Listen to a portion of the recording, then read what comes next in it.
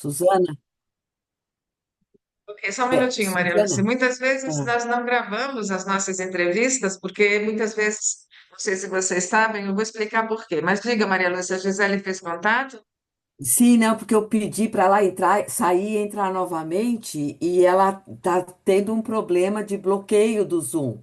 Então ela tá reinstalando. Tá Vamos ter bom, que aguardá-la um instantinho, tá tá bom? bom, tá bom. Enquanto isso, a gente conversa, a gente se conhece. Então, essas coisas acontecem mesmo. Eu não sei se está muito eco, eu hoje estou na FAP, que eu estou em uma conferência moderando algumas mesas aqui na a conferência da International Association for Intercultural Communication Studies, que este ano, primeira vez na América Latina, está sendo em São Paulo. Então, talvez tenha, eu estou usando uma sala aqui da FAP para falar com vocês. Mas, enfim. A, então, nós muitas vezes nós não gravamos os nossos momentos aqui porque a gente trabalha muito, nós temos um trabalho voluntário muito forte em um projeto que se chama Idioma que Soma, de aulas de português gratuitas para refugiados e imigrantes. Então, muitas vezes esses refugiados e imigrantes entram nos nossos momentos para aproveitar a conversação, eu sempre tomo cuidado de não gravar especialmente quando tem a imagem dessas pessoas, né? Porque nem todo mundo quer e pode aparecer, enfim, né? Nas mídias. Mas as 8 primeiras entrevistas estão no YouTube, então se vocês quiserem depois dar uma olhada, são muito interessantes, porque nós entrevistamos já pessoas de vários lugares, né? E todas relacionadas com a língua portuguesa, né? Portugal, México, Irlanda, Inglaterra, enfim, várias pessoas já foram entrevistadas. Então, sejam muito bem-vindos. Enquanto a Gisele entra, se eu sei que nós temos então a Yara na Itália, a Patrícia também na Itália. Yara, Patrícia está na Itália. Patrícia, Yara está na Itália, para vocês. A Selene também está na Itália. Aí. Esses momentos são para isso, né? E, e eu incentivo sempre que vocês, por favor, coloquem seus contatos no chat. Podem, como eu sempre digo, não existe mercado para todo mundo, então, independente de nós estarmos com o Torre de Babel, Idiomas e Culturas, divulguem o seu trabalho, divulguem os seus materiais, se é que vocês produzem materiais didáticos, não há problema algum, né? A ideia é termos essa rede que nos une há tanto tempo. Eu trabalho com isso a Torre de Babel existe há 41 anos, quer dizer, há 41 anos que eu divulgo a língua portuguesa e o Brasil pelo mundo, né? A Maria Lúcia é a coordenadora de inglês e português da Torre de Babel, mas nós não estamos aqui para falar da Torre de Babel. Mas vamos fazer uma rodada rápida enquanto a Gisele consegue se conectar no Zoom. Wagner Ribeiro, por favor, se você puder rapidinho se apresentar.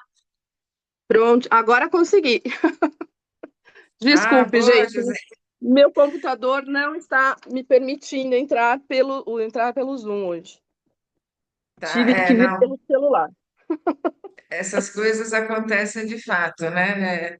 Mas a gente está aproveitando para fazer uma rodada bem rápida, porque a Tá. ideia aqui é entrevistar a Gisele, né?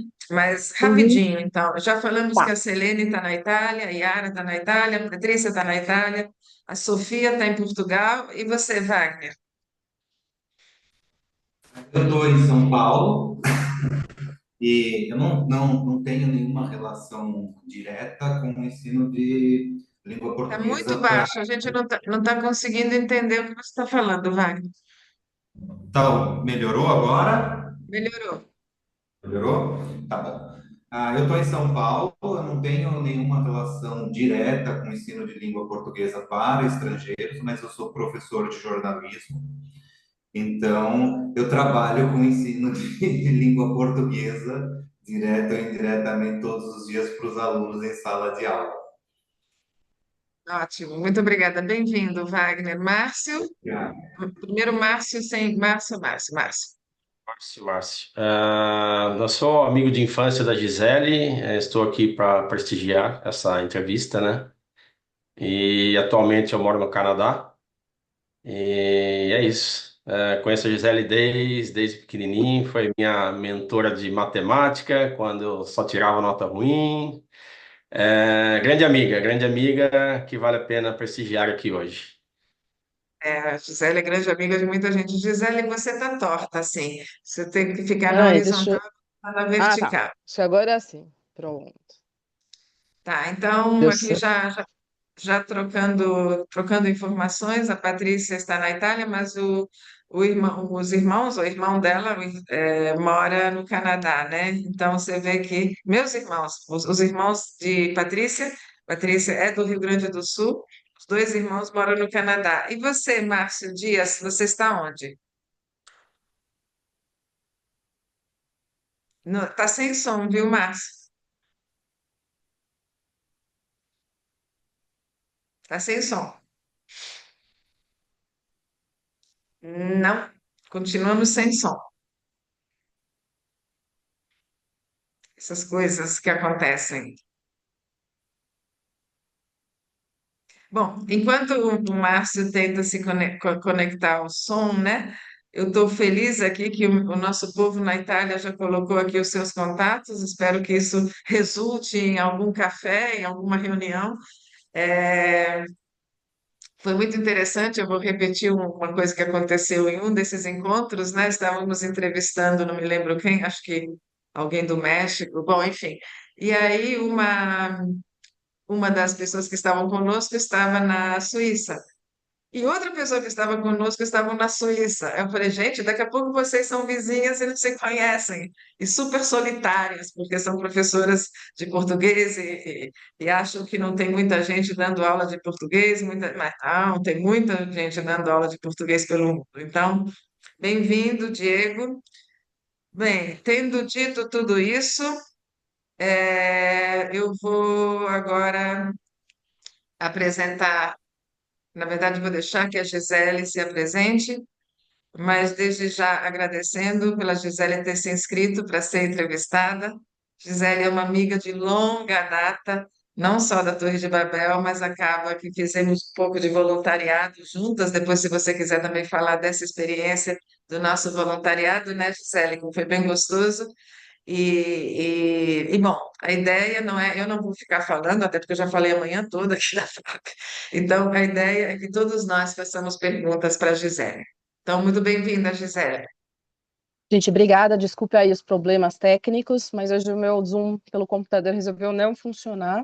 Ainda bem que eu tenho aqui no celular. Então, em primeiro lugar, eu queria agradecer a todos, né? E principalmente a Suzana por essa oportunidade, porque, na verdade, se eu estou aqui hoje, né, também é graças primeiro aos meus alunos, né, que confiaram no meu trabalho, e também a Torre, porque, assim, quando eu comecei a minha trajetória, até eu escrevi isso no LinkedIn. A minha trajetória é um pouco inusitada, a Suzana conhece um pouco, a Maria Lúcia também. A minha primeira formação foi jornalismo, né? E aí, mais ou menos, quase com 40 anos, eu resolvi começar a dar aula de português para estrangeiros. E eu sempre acreditei nisso, né? Não adianta só a gente gostar de fazer uma coisa, a gente tem que se capacitar para isso. E foi através da Torre que eu me capacitei, né? A Suzana sabe, a Maria Lúcia também foram diversas oficinas, diversos encontros. Então, assim, eu sou muito grata à Torre por ter me proporcionado isso, né? Enquanto eu não tinha ainda a minha graduação em letras, participar desses encontros, dessas oficinas, foi fundamental para mim. Assim como ter contato com os materiais, né, Suzana? Com o Bem-vindo e todos os outros materiais que a Torre produz. E, enfim, então, eu sou a Gisele, eu não sou de São Paulo, eu nasci no interior, peço desculpas também, hoje tá tudo meio estranho comigo, meu computador deu problema, eu tô com gripe, mas eu falei, não, vamos lá, vamos participar, e mais uma vez, assim, só tenho a agradecer aos amigos que estão aqui, aos dois Márcios, que são meus amigos de infância, ao Wagner também, que se tornou um amigo muito querido, então agradeço demais ao pessoal aí da Itália, Portugal, qual outro país que você falou, Suzana? Talvez eu tenha me esquecido. Não, no Itália, momento, Portugal, Canadá. O Márcio está no Canadá, mas você sabe, Canadá. né? Isso, Não, deixa eu só exatamente. pegar aqui, Gisele, deixa eu te interromper, porque Ah, a ideia é essa. Todos os nossos encontros são muito informais. Ninguém precisa ficar. Não sei se é porque eu estou aqui na academia, e quando você está na academia, você fala, gente, não, vamos ser um pouco mais informal na nossa fala. Mas o que eu queria falar para vocês é o seguinte, sobre esse ponto muito importante que a, que a Gisele colocou, que é a questão de se preparar, né? Eu acho que em tudo que a gente faz, porque às vezes, nesses longos 41 anos de existência da Torre de Babel, ou a minha vida com o ensino, às vezes eu falo, eu sou brasileiro, estou na Itália, só para pegar um exemplo, e vou dar aula de português. Não é assim, né? A gente tem que respeitar os nossos clientes e muito também nos respeitar, né? Então, estendendo um pouco esse tema, nós temos um trabalho muito grande de voluntariado. Eu comecei a falar sobre isso, nós da Torre de Babel, há 5 anos, dando aula de português para refugiados e imigrantes. São aulas online, 2 vezes por semana, 1 hora, professor e aluno, 1 a 1, né? Não são aulas em grupos, então, e os nossos voluntários não são necessariamente professores de português. Temos aqui duas voluntárias, a Patrícia, que está na Itália, está ministrando aula nesse voluntariado do projeto Idioma que Soma. A Helena está aqui conosco também.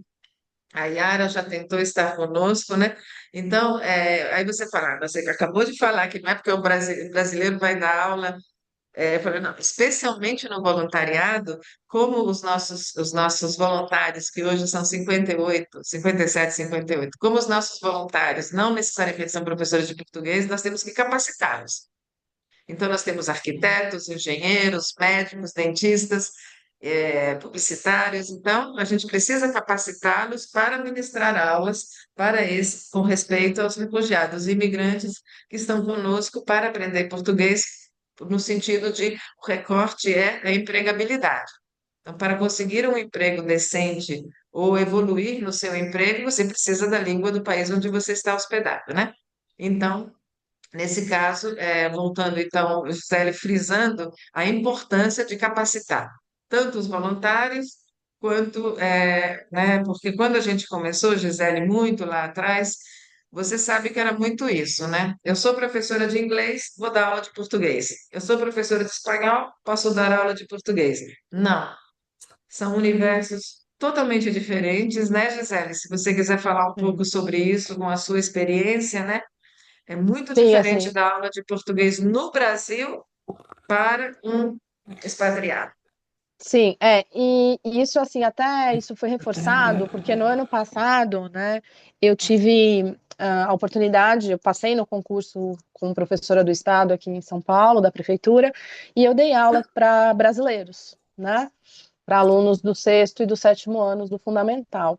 Então, são abordagens completamente diferentes, porque também, assim, um aspecto muito importante, quando a gente dá aula de português para estrangeiros, é que você vai ter que também abordar questões não só da estrutura do idioma, mas principalmente aspectos culturais do nosso dia a dia, né? Porque, vamos ser sinceros, nós que damos aula, quem é que fala assim, oi, tudo bem? Ah, eu estou bem, né? A gente fala, oi, tudo bem? Estou bem. Então, tem várias questões que a gente, quando a gente começa a dar aula de português para estrangeiros, né? E tem muita coisa também no nosso idioma que é muito intuitivo para nós, né? Que a gente não presta atenção e isso pode causar uma confusão muito grande para um estrangeiro, né? Vou dar um exemplo, né? Que aconteceu comigo semana passada dando aula. Eu estava preparando um material de preposições, né? E a gente usa, né, a preposição de para a gente falar meio de transporte. Então, vou de carro, vou de ônibus, vou de bicicleta. Mas quando a gente está falando, né, de um meio de transporte específico, a gente fala assim, né? Ah, a gente vai de Então, mas carro, foi isso que eu né? falei. Pô, podia ter marcado às 5h50, né? 5h30 É, ou 5h50. Adriano, o seu som Ups, está desculpa. aberto. Adriano, Oi, desculpa. Aí, é, só voltando um pouquinho. Aí a gente fala assim, né? Ah, a gente vai de carro. Aí a pessoa fala assim, no seu ou no meu? Aí você já falou, ué, mas não é de carro? Por que no seu e no meu? Então, o idioma, ele tem esses detalhes, né, na hora que a gente está explicando para um estrangeiro, e o estrangeiro, ele tem, às vezes, um nível de detalhamento de perguntas que um brasileiro não tem. Vou dar um outro exemplo, né? Eu tive uma vez um aluno que perguntou, já dei aula para muitos alunos que são religiosos, que são seminaristas, que são padres. E ele perguntou, Gisele, por que que a gente fala Santo Antônio e por que que a gente fala São Paulo? Eu não sei se um brasileiro perguntaria isso pra gente, né? Aí eu tive que ser muito humilde e falar, não sei, eu vou pesquisar, eu não sei esse detalhe do idioma. Então, isso que a Suzana falou é super importante, né?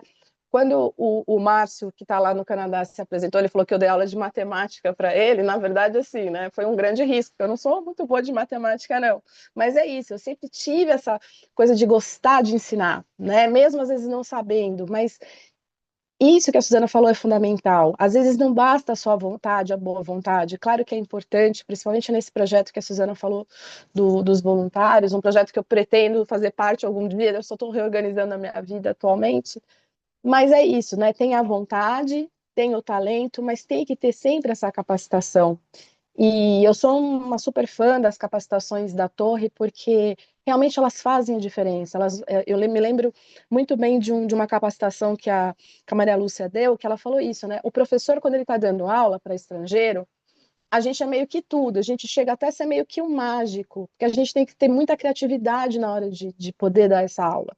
Porque cada aluno tem uma história, cada aluno vai ter uma cultura assim, eu particularmente eu sempre lidei mais com adultos, né? Eu já dei aula para crianças, já dei aula para pessoas 60 a mais, mas o adulto, ele vem muito fragilizado, porque ele tem vergonha de não saber se comunicar, né? Então a gente tem que ter esse olhar também de psicólogo, né? Tem vezes que o aluno não está conseguindo produzir, não porque a gente não é bom professor, não porque ele não é bom aluno, mas porque ele não está num dia bom, porque aconteceu alguma coisa com ele naquele momento. Então, tudo isso a gente tem que observar na hora que a gente está dando aula, né? E sempre ter essa coisa assim de. Eu sempre tenho essa preocupação, né? Acho que isso, na verdade, vem do jornalismo, né? Que eu sou jornalista, minha primeira formação, né? A gente sempre fala isso quando a gente é jornalista. Qual a diferença entre um jornalista e um escritor? O escritor escreve o que ele quiser. O jornalista, ele escreve para cumprir uma função social. E eu acho que é isso que o professor também tem que pensar. Para quem eu estou dando aula? Esse conteúdo, como é que eu vou abordar? Né? Qual vai ser o olhar desse aluno? Porque se o aluno não perceber, né, ele não conseguir entender que aquele conteúdo vai ser útil para ele, não adianta. Você pode usar todos os recursos do mundo, inteligência artificial, o que for.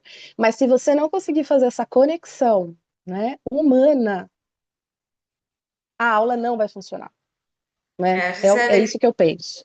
eu queria entrar um pouquinho mais aqui. Quando você falou isso, eu acho vital em tudo na nossa vida, né? Mas a questão da humildade, né?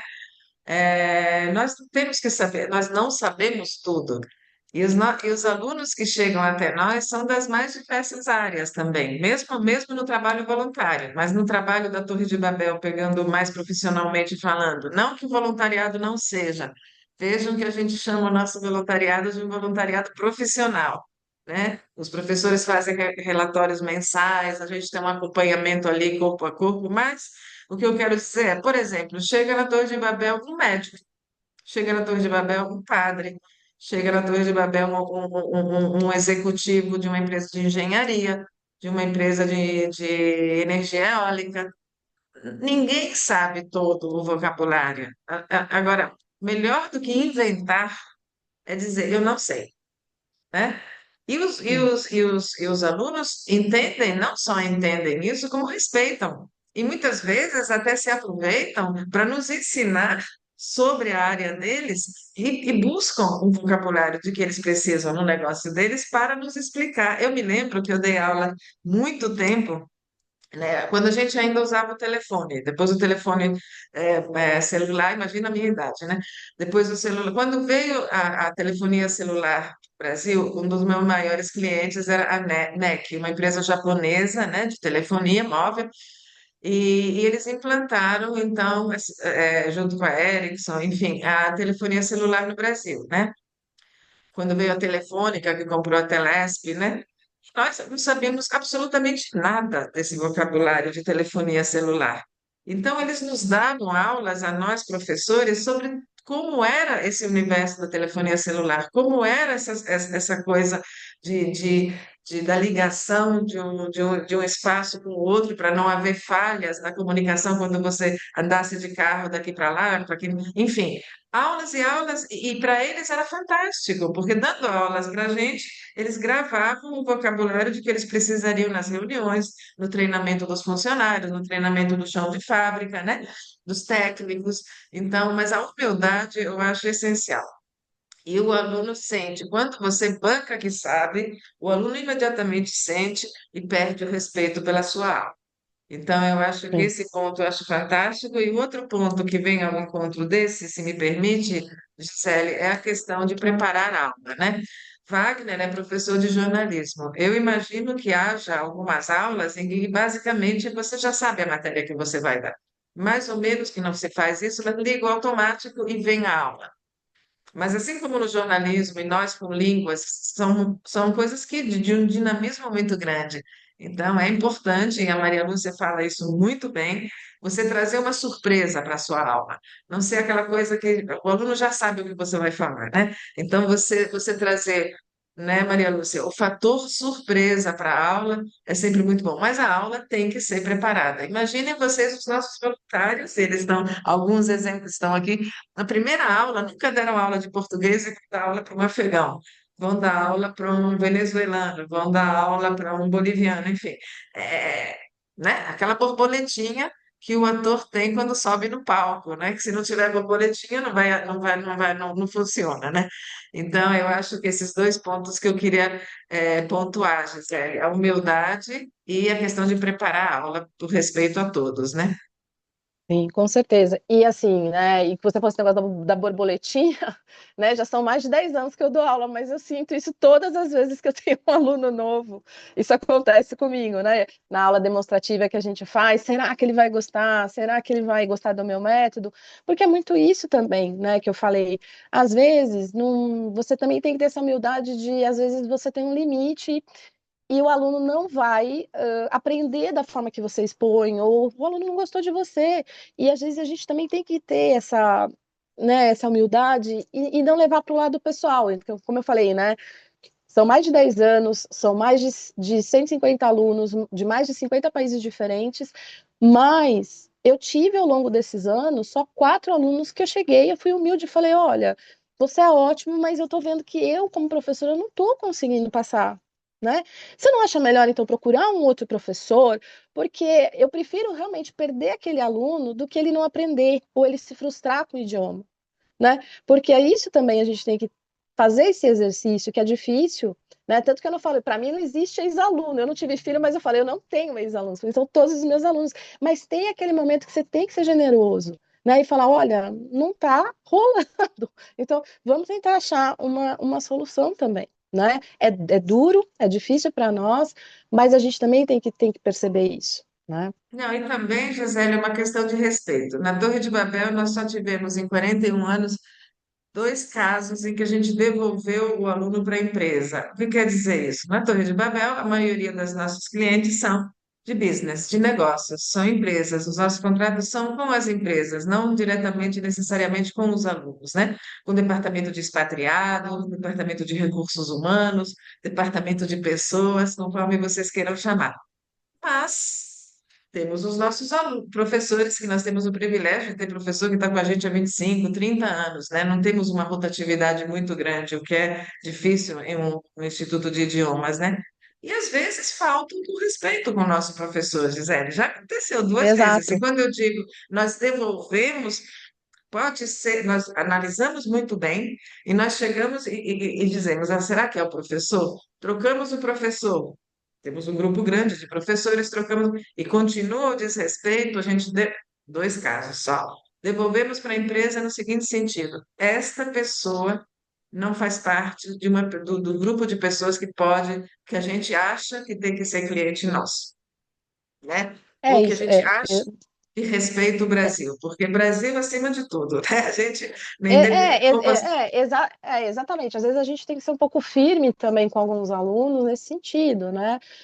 Também de respeito ao nosso país, né? Eu me recordo que eu tive uma aluna espanhola muito inteligente, muito bonita, mas ela não gostava de estar no Brasil, né? Ela estava aqui obrigada. E toda aula eu tentava falar alguma coisa positiva do Brasil, não sei o quê. Aí teve um dia que ela virou e falou assim: não, por quê? Aqui no Brasil, a minha roupa não fica limpa, porque a água do Brasil. Aí eu falei: não, pera um pouquinho. Você pode falar mal de tudo no Brasil, mas a água do Brasil é infinitamente melhor do que a água se da tem uma Europa. coisa que nós Então, somos é limpinhos. eu falei: então, realmente, comentei isso com ela. Eu falei assim: olha, só que aí é essa coisa de você quebrar a resistência, olhando também para o lado tendo empatia. Eu falei assim: eu imagino quanto deve ser difícil você morar aqui. Você não gosta do meu país, você gosta do seu, você tá com saudades. Mas eu falei: quanto mais você lutar contra, mais difícil vai ser. Que tal você começar a abraçar um pouquinho as coisas boas do Brasil? Você É começar a verdade. ver. E ela mudou. Sabe? Ela mudou. Não que ela passou a falar bem do Brasil, mas ela nunca mais falou mal. Então acho que ela entendeu, sabe? Ela entendeu. Duas regras na Torre de Babel. Não se fala mal do Brasil, todo país tem seus problemas, e há países com muito, agora especialmente lidando com os refugiados, você pode imaginar, né? Não se fala mal do Brasil e não se fala de religião, né? Porque, obviamente, cada um tem as suas convicções filosóficas e não temos nada. Pode até falar, mas não, né? Wagner, por favor, você levantou a mão? Sim, eu queria fazer uma pergunta, na verdade, e esse é o Tá momento. baixinho de novo, Wagner, se você pudesse. Melhorou? Melhorou? Porque às vezes eu fico calado e a hora que eu vou falar a voz fica baixinha, fica lá dentro. Eu queria fazer uma pergunta, esse é o momento? Pode Beleza. fazer. Se faz, antes de fazer a pergunta, quer dizer, gente, a vida é uma coisa bem maluca, né? Viver é uma coisa maluca. Eu tive a grata surpresa nesse encontro de a gente estar falando, por exemplo, de refugiados e imigrantes. Por coincidência, desde ontem à noite, estava terminando agora de manhã, uma palestra que eu vou fazer no Colégio Miguel de Cervantes, justamente sobre cobertura humanitária. E o meu mestrado foi em cobertura de crises humanitárias. Então, eu fui para o Líbano, fui cobrir a crise de refugiados sírios e palestinos no Líbano, fiquei lá quase 2 meses e tal. Então, está sendo muito grata essa surpresa de a gente estar aqui falando também sobre refugiados e imigrantes. A pergunta que eu queria te fazer, Gisele, é a seguinte: quando a gente pensa no ensino do idioma, no ensino da língua portuguesa, no contexto de refugiados e imigrantes, eu imagino que a gente tenha que lidar com uma série de questões que estão relacionadas ali aos próprios traumas que motivaram essa condição de refúgio ou de imigração. Pela minha experiência no contato com refugiados e imigrantes, a gente tem que lidar, às vezes, com uma manifestação de autodefesa que se categoriza como arrogância. A gente sabe que não é, que é só a pessoa está numa situação que a coloca nesse ponto, né? Baixa autoestima, etc. Então, são vários cenários de instabilidade psicológica que eu imagino que possa dificultar o aprendizado do idioma. Essa minha percepção é real? Isso existe mesmo? Se sim, como é que você lida com essas questões de destravar uma série de traumas e bloqueios psicológicos para que a pessoa consiga aceitar o idioma? Então, assim, na verdade, Wagner, eu não tive muita experiência com refugiados. Quem pode, acho que, te responder melhor é a Suzana, a Maria Lúcia e os voluntários. Eu só vou passar o que eu tive de experiência com alunas que vieram do Líbano e da Síria, que passaram por problemas em relação a isso. E, na verdade, essas alunas, elas são muçulmanas, né? E o que elas passaram para mim foi a questão do preconceito em relação a elas serem muçulmanas, delas usarem, né, o véu, e elas falam, quando a gente está no shopping, ou quando a gente está, enfim, sendo observado pelos brasileiros, em geral as pessoas têm medo da gente porque elas acham que nós somos terroristas. Então, assim, isso aconteceu com elas, e elas comentaram isso comigo. E, inclusive, foi o que a Suzana falou. Quando a gente dá aula para estrangeira, a gente não pode ter preconceito em relação à religião, em relação a questões políticas também, porque às vezes eles defendem uma coisa ou outra. E eu aprendi muito com elas em relação à religião muçulmana, que não tem nada a ver com essa visão que a gente tem, que a gente carrega assim bastante preconceito em relação, até em relação à mulher, ao porquê que a mulher usa véu e uma série de questões que eu não vou entrar aqui, que eu acho que não cabe, mas sim, existem povos, eu acho que são mais, que têm mais estigmas, como você falou, da mesma forma dei aula também para pessoas de Israel, né? E também a gente sente que existem estigmas de quem é judeu, né? Aliás, hoje em dia, a maioria dos meus alunos são judeus, né? Então, toda essa questão palestina é uma questão delicada para eles também. E sim, eu acho que tem povos que eles se sentem mais menosprezados por conta da história, por conta do contexto político. Isso interfere, sim, eu acho que nessa coisa do aprendizado, né? Então a gente tem que, eu acho que o empoderamento ao aluno tem que existir sempre, independente se ele é refugiado, independente de onde ele está. Mas a gente sente sim uma grande diferença entre quem é colonizado, quem é colonizador. São posturas diferentes, sabe?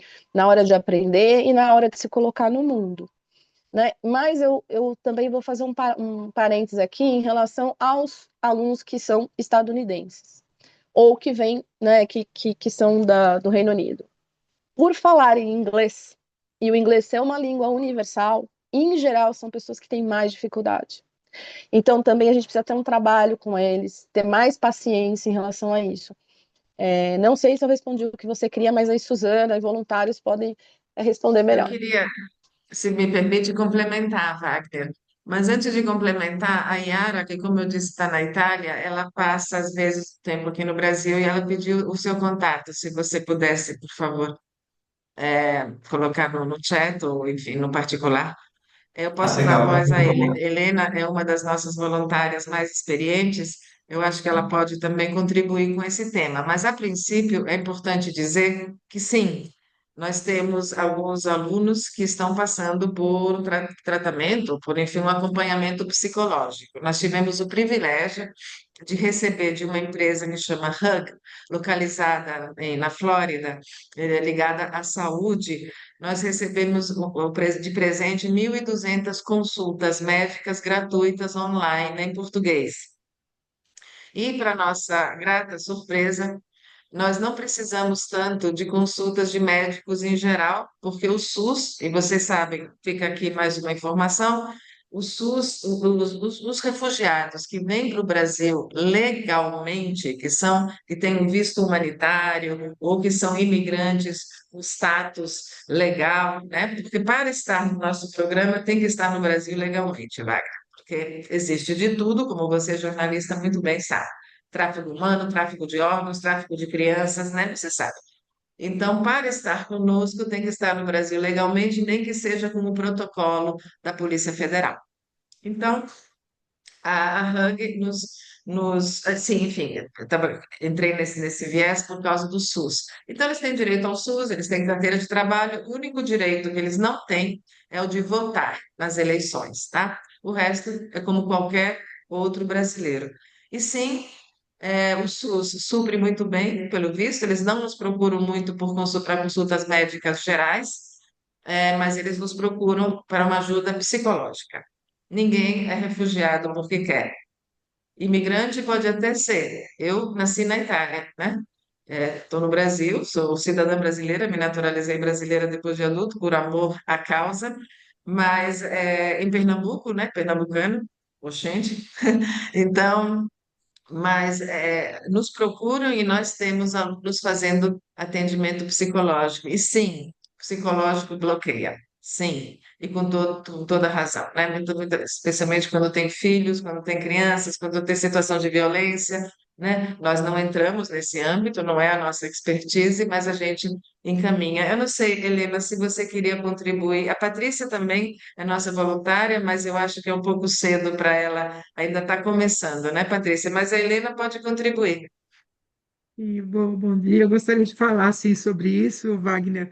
É, eu tive já vários alunos em que eu senti que vinham traumatizados, alguns tinham necessidade de falar, de comentar de algumas coisas, outros não conseguiam nem falar, eu percebi o bloqueio.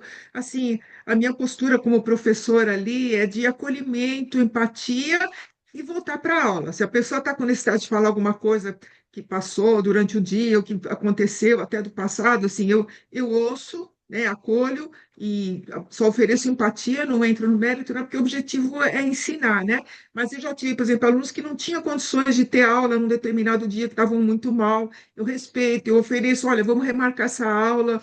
Eu lido assim, tentar não aprofundar no problema, né? Só acolher e ser empática e voltar para a aula e tem dado certo. E quando é um caso que eu sinto que está muito bloqueado, até recentemente aconteceu, eu entrei em contato com a minha madrinha, nós temos madrinhas, e perguntei se a gente teria um serviço psicológico para oferecer.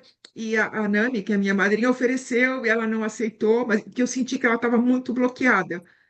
E então a gente lida, pelo menos eu tenho lidado assim e tem dado certo. É, Eu só queria, é. eu acho que isso é importante, a Suzana pode falar muito melhor do que eu sobre isso, tá, Wagner? Mas até agora eu lembrei de uma coisa importante. E a gente tem siglas quando a gente ensina português para estrangeiros. Então, a mais comum é PLE, português como língua estrangeira. Mas temos português como segunda língua, e agora, por conta do trabalho dos refugiados, conforme a nossa colega acabou de colocar, a palavra acolhimento, o português para refugiados tem uma outra sigla, que é português como língua de acolhimento, não é isso, Suzana? Acho que você, né, pode falar melhor sobre isso, né? Eu posso até falar sobre isso, Gisele, porque, respeitando o que você coloca, eu sou basicamente, e a Maria Lúcia sempre nos dá aula sobre isso, eu acho que você nunca ensina uma língua para fazer a guerra, né? Então, é sempre de acolhimento. Qualquer língua, quando a gente ensina, a gente quer acolher. Então, a gente está usando o português língua adicional, Gisele. Por quê? Ah, tá. Inclusive aqui no congresso aqui que eu estou, como eu falei para vocês, também estão usando o português língua adicional. Por quê? Vejam bem, nós já recebemos, Wagner, isso também. Eu digo Wagner porque ele levantou o assunto da fala dele, mas para todos nós, né? Nós recebemos afegão, um afegão, por exemplo, dois, na verdade, uma senhora, ela era reitora de uma universidade. Então, tinha a língua dela, tinha o inglês e tinha, né? Nós chegamos a receber também um afegão, engenheiro agrônomo, que tinha feito agronomia no Afeganistão, pós-graduação na Índia e doutorado no Japão. Então, são línguas adicionais, não necessariamente mais uma segunda língua, né? Claro que nós recebemos também praticamente analfabetos. Eu estou usando alguns exemplos, mas eu queria dar mais uma contribuição, se eu posso, Wagner, que é o seguinte, especialmente o que se tratar do Miguel de Cervantes, que é uma coisa que a gente vem batalhando muito, não com Miguel de Cervantes, lembrei do espanhol, né? Como muitos dos nossos alunos são de língua materna espanhola, né, ou uma língua latina, que seja no Haiti, enfim, nós temos tido bastante dificuldade em conver... Isso é importante que seja falado por todo mundo, na hora da colocação de uma dessas pessoas numa entrevista de emprego. Quando nós vamos para uma entrevista de emprego, é, é natural que a gente fique um pouco nervoso, acho eu, né? É normal, você vai, de repente, querer trabalhar na escola onde a Sofia dá Cascais, e ela vai entrevistar um professor, de repente o professor chega lá um pouquinho nervoso. Que dirá quem vem desses países numa situação mais complexa, né? Então, eu gostaria de conversar mais com empresas com o Departamento de Recursos Humanos, de pessoas, de expatriados, no seguinte sentido: deixa a pessoa chegar, se acomodar, chegar com a cabeça, e quando começa a falar, uma coisa é você dizer, porque a pessoa abre a boca e você sente o sotaque. Uma coisa é você dizer, acabar ali o assunto, dizer, não fala português.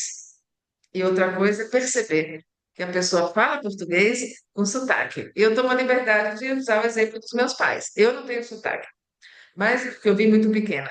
Mas meus pais, apesar de serem totalmente fluentes e com um excelente vocabulário, porque liam muito em português, quando eles abriam a boca para falar, que eram italianos. Mas isso não quer dizer que não são fluentes, só que são fluentes com sotaque. Então, eu lembrei do Miguel de Cervantes por isso, mais pela questão do espanhol. Como nós temos muitos venezuelanos, é batata. Não fala português. Não, fala português com sotaque. Pode falar, Yara. Desculpe, eu estou meio atrapalhada aqui. Não queria interromper, mas é só um comentário breve, porque falando de sotaque, eu assisti um vídeo breve esses dias, achei tão legal. Era uma pessoa falando, né, que falou: Ah, você tem sotaque. Quando você fala italiano, português, não importa a língua. Ela falou: E sotaque, ele reflete a nossa história de vida, entendeu? Se a pessoa perguntou: Você tem sotaque? De onde você é? Ela falou: Olha, eu nasci aqui, vivi aqui, estou aqui. Entendeu? Essa é a minha história, está no meu sotaque. Eu achei isso muito bonito. Gostei dessa ideia. Só isso. Não, obviamente, se a Sofia abrir o microfone e falar, vocês vão dizer que Sofia não é fluente, mas Sofia tem a fala de Portugal.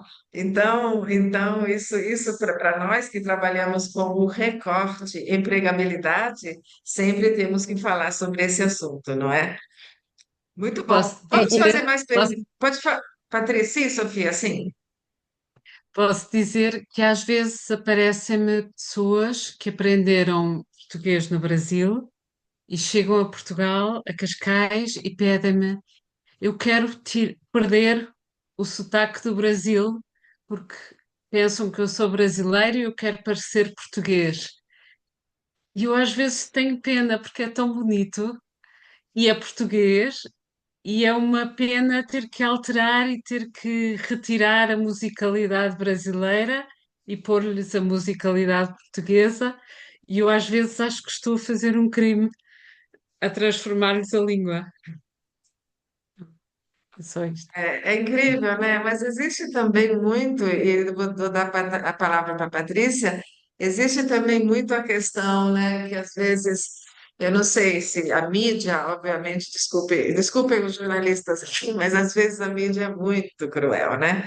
Então, eu não sei se é de fato o que está acontecendo em Portugal, às vezes, com os brasileiros, se é de fato uma perseguição em certos casos, e aí, às vezes, a gente até entende, eu não quero ser reconhecida como brasileira, porque, né, então, só para dizer assim, às vezes a mídia acaba criando certas mídias, né, umas situações complicadas. Patrícia, por favor. Não, é só para complementar que eu sou imigrante na Itália, mas o meu marido é italiano e foi imigrante no Brasil e morou no Brasil 9 anos. E, tipo, eu que ensinei português para ele. E hoje a gente fala em casa, eu falo italiano, eu falo português e ele fala italiano.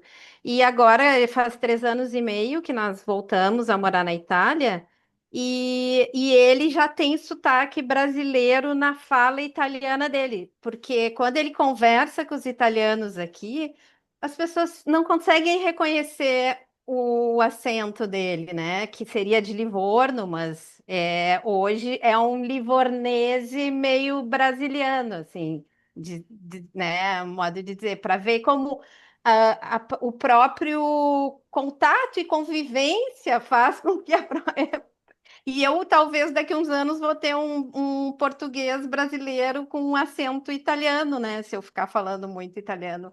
É inevitável isso, né? Gaúcho, ainda por cima, gaúcho.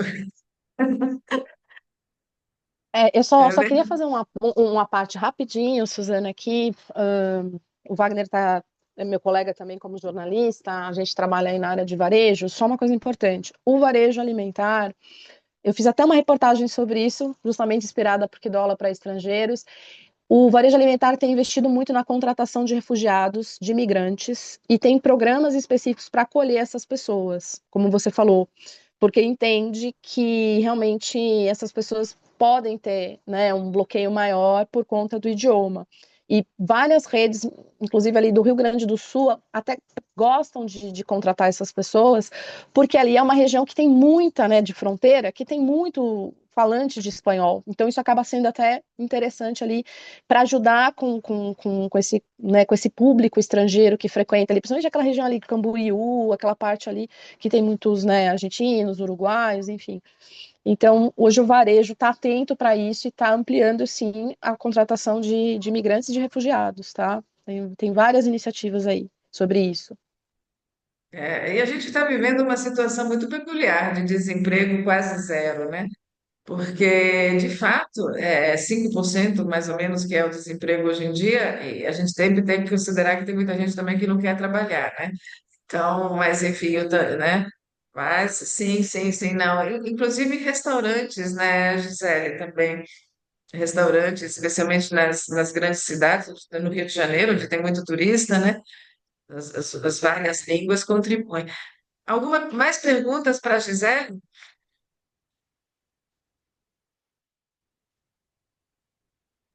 Eu gostaria só de fazer um comentário só, quando a Gisele falou a respeito de que os alunos que vêm de fora, às vezes, fazem perguntas que a gente nunca tinha pensado, né? E é exatamente a dificuldade que eu passei aqui no Canadá por muito tempo, né?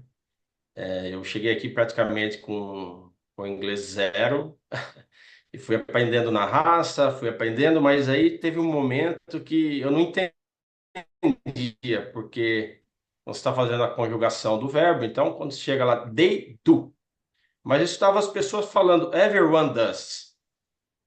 So, se they do, por que everyone does? É muito difícil para a gente. Quando eu fazia essa pergunta para as pessoas que falam inglês, eles não sabiam me responder. É porque é assim. Né? Até encontrar um professor que me explicou que era uma exceção da língua inglesa. Porque, pela lógica, quando você que não conhece a língua, nunca viveu naquele país, então é muito diferente e você entende que alguma coisa está errada. Então, se é everyone do, não everyone does.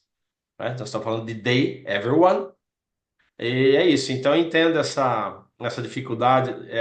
De vez em quando alguém te coloca na parede e aí você tem que buscar conhecimento para poder amparar as pessoas que não têm esse conhecimento, né? Mas é bem legal isso. Eu acho que eu vivo hoje num país super diferente, assim, na questão multicultural mesmo, muitos refugiados de todo lado. E você anda pelas ruas, as pessoas falando línguas diferentes, parece uma torre de Babel. Aqui realmente parece uma torre de Babel, o Canadá. E a vida foi me forçando até que eu tive que começar a aprender o francês agora. Então, eu espero, em pelo menos mais um ano aí, né, conquistar mais uma língua. Não, não era um plano, mas a vida me levou a isso. E aí, de vez em quando, eu estou falando português, misturo um pouco de francês e inglês e é uma loucura. Mas, Gisele, É, não se preocupe, porque realmente é difícil para quem não entende a língua. Realmente a pessoa fica perdida. Ô, Márcia, É, assim, só queria te falar uma coisa, Márcia. A primeira pessoa que a gente entrevistou, que se inscreveu para ser entrevistada, que a gente não conhecia, é professora de português em Quebec, aí no Canadá. Veja Legal. só, foi super surpresa, foi muito interessante. Depois, se você quiser assistir, foi a entrevista número 1. Depois, se você quiser ir no YouTube, ela é professora em Quebec. E, Gisele, Yara, antes de te dar a palavra, eu acho que a Gisele queria fazer um comentário. eu acho que o Márcio tocou num ponto super importante, né? Eu vou falar como é que eu trabalho. E é justamente isso que o Márcio falou. Eu gosto de idiomas, eu tenho facilidade para idiomas, mas realmente, para a gente aprender, acho que o pulo do gato é esse, é tentar fazer o caminho inverso, se colocar do lado do aluno. Tentar antecipar o que seriam as dúvidas. Que, por exemplo, eu sempre tive dificuldade de entender o present perfect. Então, quando eu vou explicar um tempo verbal para o meu aluno, eu sempre tento fazer esse caminho inverso. Aquilo que seria dúvida que a minha, que poderia ser dúvida dele. Porque esse negócio do does, tem a ver com a questão da estrutura do nosso plural em português. Que o nosso plural em português não vai corresponder ao plural em inglês, não vai corresponder ao plural em italiano, não vai corresponder ao plural em francês. Inclusive, eles nem fazem. Em italiano não é com S, em francês não tem pronúncia de S. Então, quando eles falam e eles não pluralizam, né? O S, a gente tem que ter essa sabedoria e falar, bom, vamos insistir um pouquinho nisso com o aluno, vamos chamar a atenção dele para isso, né? Então, esse exercício do contrário é muito fundamental para quem dá aula de idioma. Se coloque no lugar daquele aluno. O que é difícil para você, vai ser difícil para ele. Eu não estou dizendo que quem só sabe português não pode dar aula para estrangeiro, em momento algum. Mas sim, quanto mais conhecimento de outros idiomas, e vocês aí na Torre fizeram vários workshops para a gente, lembra do japonês, das línguas do espanhol, acho que teve no árabe que eu nem consegui fazer. Quanto mais capacitação, por isso que a capacitação é tão importante. Eu preciso falar todos os idiomas? Não. Mas se eu buscar uma capacitação, eu tenho até hoje materialzinho do japonês. Eu dei aula para muitos japoneses e acaba ajudando com quem é chinês, acaba ajudando com quem é coreano, porque a estrutura é igual praticamente. Então, busquem entender o idioma do seu aluno. Isso vai Muito ser bom. fundamental. Muito bom, Gisele, perfeito. A gente daqui a pouco está se aproximando, passa tão rápido, né? Todas as vezes que a gente faz esses momentos voam, né? Mas, Yara, pode falar, Yara. Yara, pode abrir. É rapidinho, não sei se tem tanto a ver, mas assim, como Gisele, você falou que, não sei se você ainda dá aula nas escolas, para estudantes brasileiros, né? Ou não, mas eu queria saber, assim, hoje existe muito material, né, além da internet, para o ensino de línguas e tal, mas eu queria saber como é que está o material para a escola, né, para aprender português, para quem, na verdade, até é brasileiro, mas não sei se tem a ver, Tá. se cabe essa Então, pergunta nesse momento. não, vamos lá, Yara. É assim, eu vou falar eu dei aula no estado, não cheguei a dar aula na prefeitura. O estado aqui em São Paulo, eles têm um material próprio, tá? É uma apostila que os alunos recebem e nós professores também. Na verdade, é um sistema muito engessado. Você tem que seguir aquela apostila. Não, aí não dá para ter muitos fatores de surpresa. Mas eu sempre tentei colocar o fator surpresa, mas não consigo entrar em detalhes. Depois, se você quiser, eu só não vou conseguir mandar o meu contato agora, porque eu estou usando o celular, tá? Mas aí depois você pede para Maria Lúcia, a gente pode conversar em particular sobre isso, eu posso explicar melhor, tá? Mas é bem engessado. O material, eu não vou mentir para você, não acho o material tão ruim, embora tivesse alguns errinhos de português ali, que eu pedia para os alunos corrigirem às vezes, mas a grande questão que eu vou te falar, qual que é o problema? Não é um material adequado para aquele aluno. A gente tem que entender que esses alunos que estão chegando ao sexto ano foram alfabetizados em meio à pandemia, eles não conseguem ler, eles decifram letras. Eu vou te dar um exemplo, né? Então, já pergunta, qual é o contexto disso? Eles, professor, o que é contexto? Né? Então, essa é a questão. É um material que não conversa com aquele aluno. E, assim, só tentando resumir um pouco a tua pergunta, essa é a questão de material. O material, ele tem que conversar com aquele aluno. Se ele não conversar com aquele aluno, essa é a grande dificuldade de material de português para estrangeiro. Por quê? Os hispanos vão ter uma forma de pensar, os franceses vão ter outra, os italianos vão ter outra, os que falam línguas germânicas vão ter outra, os que são árabes, os que são asiáticos. E o que eu, assim, fazendo um resumo do que eu aprendi, tentando compartilhar com vocês, se eu estiver errado, por favor, me corrijam. Árabes e chineses vão aprender falando, tá? Não adianta querer pôr muita regra para eles, né? Então, em compensação, alemães e franceses vão querer saber a vírgula da vírgula da vírgula da vírgula da estrutura. Então, assim, alguns exemplos, tá? É isso. Eu respondi. Eu acho que muito bem levantado, e não existe material perfeito.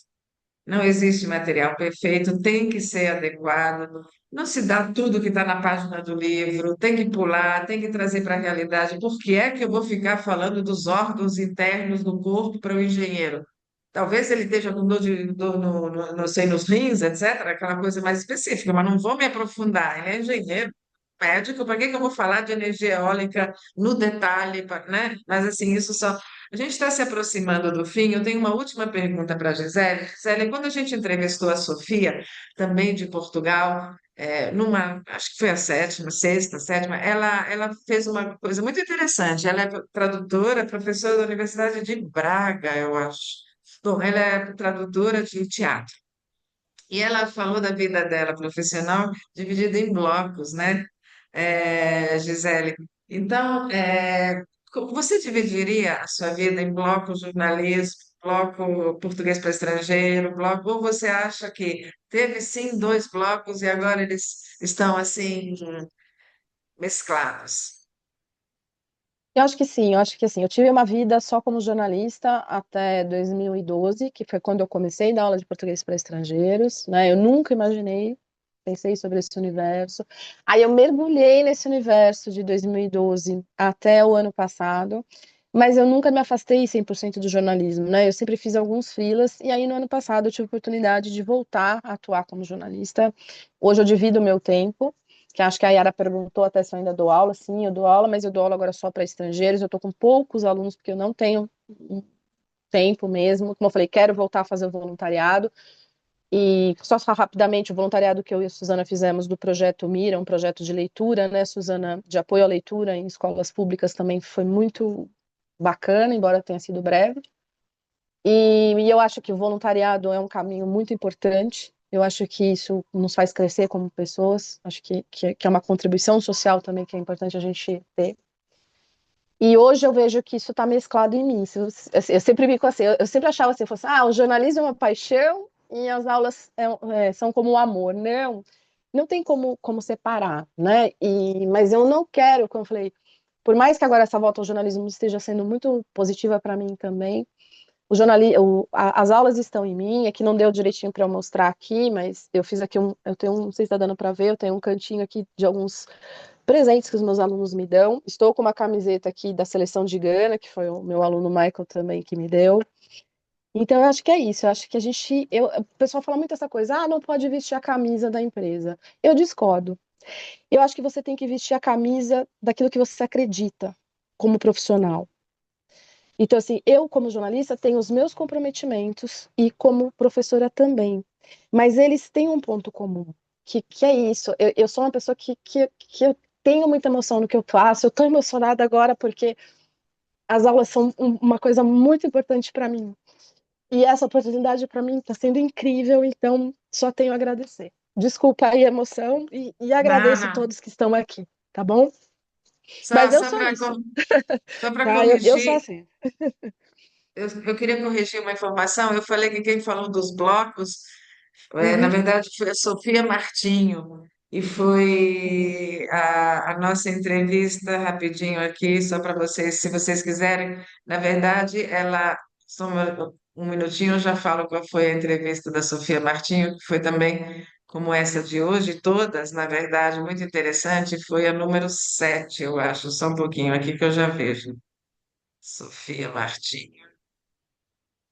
Foi a entrevista número 8. Isso, entrevista número 8. Como ela é professora da Universidade de Leeds, na Inglaterra, nada a ver com Portugal, apesar dela ser portuguesa, ela dividiu em três blocos a experiência dela. Em Portugal, em Goa, foi muito interessante, e agora no Reino Unido, né? Então, ela dividiu nesses três blocos. Então, depois, se vocês quiserem assistir lá essa entrevista. Mas eu queria agradecer muito. A gente tenta manter uma hora, porque depois no YouTube, É, porque essa questão de fuso horário acaba que as pessoas muitas complica. vezes. Às vezes eu não quero gravar, porque se eu gravar, ninguém vai ficar em tempo real, vai todo mundo assistir depois enquanto está comendo pipoca. Não é isso. Podem até é verdade, é verdade. Podem maratonar as outras entrevistas, mas participem em tempo real, que é sempre muito importante. Eu quero agradecer muito a todos vocês, incentivo que vocês assistam pelo YouTube e também queria avisar que a próxima, eu fechei de novo aqui, a próxima vai ser agora em setembro. Já falo o dia e horário, que vai ser a 10ª, né? Hoje nós tivemos a 9ª, então vai ser com Maria Cristina Rocha Filiolini, que é especialista em linguística aplicada, né? Vai ser no dia 10 de setembro, às 9 horas de Brasília, né? A gente faz em horários diversos, porque cada um tem seus. Então, eu agradeço, encerro e mais uma vez, obrigada, Gisele. Prazer ter tido Obrigada a você conosco. vocês. Um Tchau, prazer, tchau. gente. Tchau, tchau. Obrigado, gente. Um prazer. Tchau, tchau.